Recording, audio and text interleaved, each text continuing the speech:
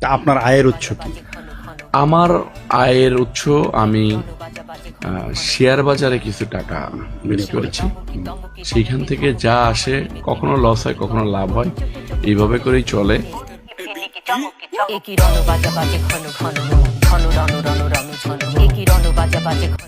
But আমার একটা মামা আছে,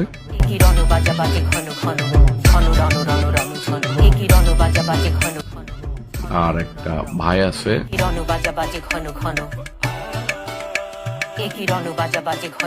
মামা বাসার বাজার টাজার, বাসা ভাড়াটা যা লাগে মামাই করে।